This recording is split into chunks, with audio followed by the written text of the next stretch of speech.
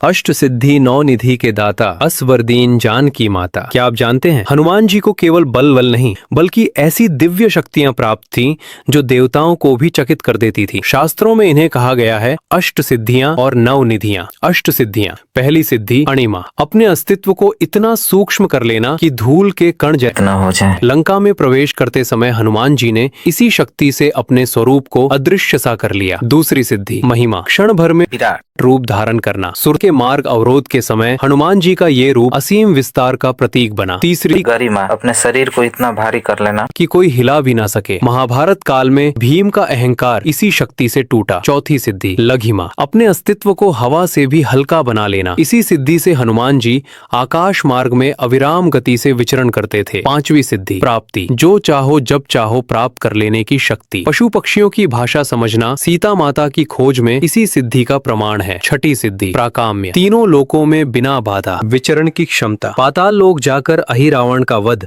इसी सिद्धि से संभव हुआ। सातवीं सिद्धि ईशित्व, नेतृत्व, नियंत्रण और दिव्य प्रभाव। वानर सेना का संचालन और युद्ध नीति इसी सिद्धि की अभिव्यक्ति थी। आठवीं सिद्धि वशित्व, मन और इंद्रियों पर पूर्ण नियंत्रण। इसी कारण हनुमान जी जितेंद्रिय और ब्रह्मचारी कहलाए। अब जानते हैं नौ निधियां। पद्मनिधि, ये निधि जीवन में संतुलित धन, सौभाग्य और संतोष प्रदान करती है। जिसके पास ये निधि होती है वो अभाव में भी स्थिर रहता है। महापद्मनिधि, ये दीर्घकालिक समृद्धि और स्थायित्व का प्रतीक है। ये निधि अचानक मिली सफलता नहीं बल्कि टिकाऊ उन्नति प्रदान करती है। शंख निधि, ये निधि कीर्ति, यश और विजय से जुड़ी मानी जाती है। ऐसे व्यक्ति की वाणी और कर्म समाज में प्रभाव छोड़ते हैं। मकर निधि, ये आकर्षण, प्रभाव और आंतरिक रत्नों की प्रतीक है। जिस पर ये कृपा होती है उसकी उपस्थिति ही प्रभावशाली बन जाती है। कच्छप निधि, ये धैर्य और आत्मबल की निधि है। जैसे कछुआ कठिन परिस्थितियों में भी स्थिर रहता है वैसे ही ये निधि मन को अडिग बनाती है। कुंदा निधि, ये शांति, पवित्रता और मानसिक स्थिरता प्रदान करती है। इस निधि से क्रोध, भय